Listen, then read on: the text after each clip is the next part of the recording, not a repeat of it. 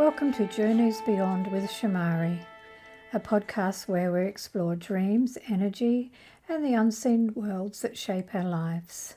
I'm Shamari, and I'm so glad that you're here. Hello, and welcome to Journeys Beyond with Shamari. Today I want to speak to something that is so common for sensitives, and yet it's often invisible until the moment you finally see it. And it's what I call the silent assassin. Not because it's dramatic, but because it's stealthy. And it often arrives after something I wrote about recently. The feeling of the many eyes, that subtle pressure of being observed.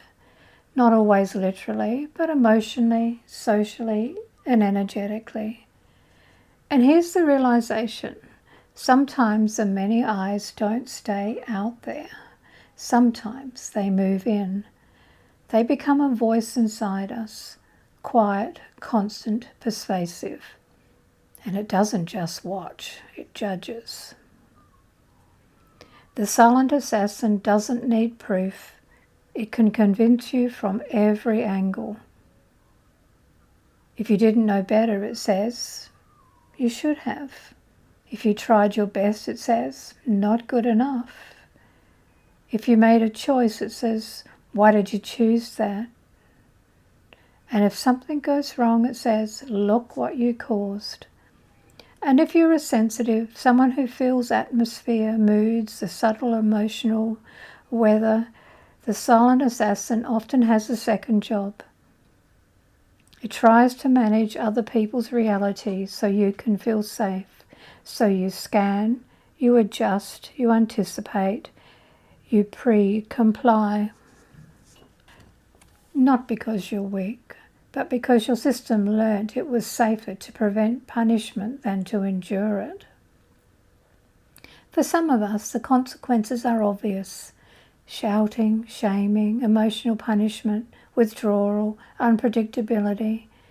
For others, it was subtler. Cross-examination of ordinary choices, mood storms, the sense that tension is building and you should do something to stop it. Either way, the body learns an old contract. If I manage the room, I might be safe. And that contract follows us everywhere, into our work, our relationships, our creativity, even into the simplest everyday moments, even into doing the washing. Now there's another place the silent assassin hides, and this one is tender. It hides inside self-soothing, because when you're overwhelmed, tired, emotionally worn thin, your body looks for relief.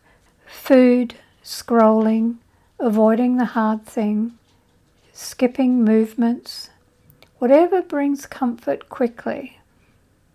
And the soothing itself isn't the problem. The problem is the ticket at the end. Because if doing something for yourself was ever punished, directly or indirectly, then later your inner judge arrives and prosecutes the soothing. You shouldn't. Now look what you've done. See, you always do this. So even comfort becomes contaminated. And then we're not just tired, we're tired and sentenced. And here's where I want to widen the lens for a moment, because this isn't only personal, it's cultural.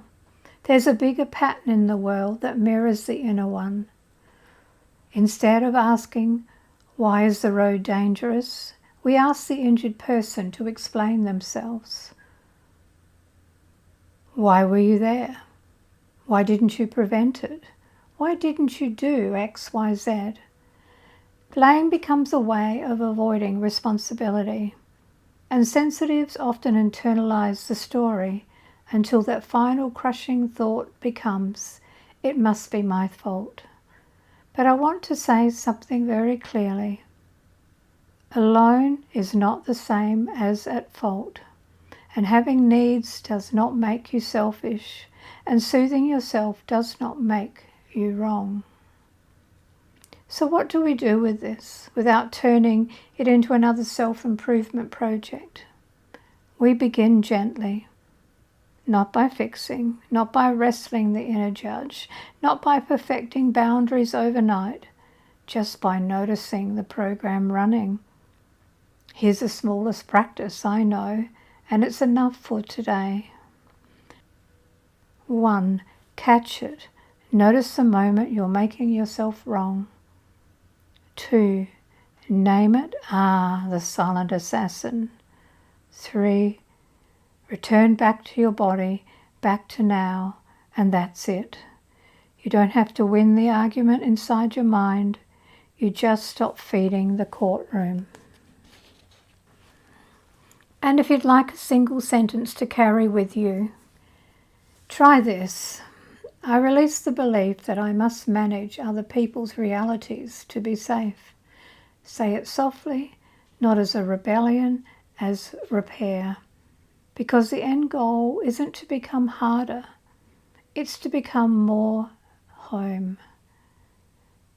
Now, before I close, I want to share 2 gentle pathways I'd like to support, depending on what you most need right now.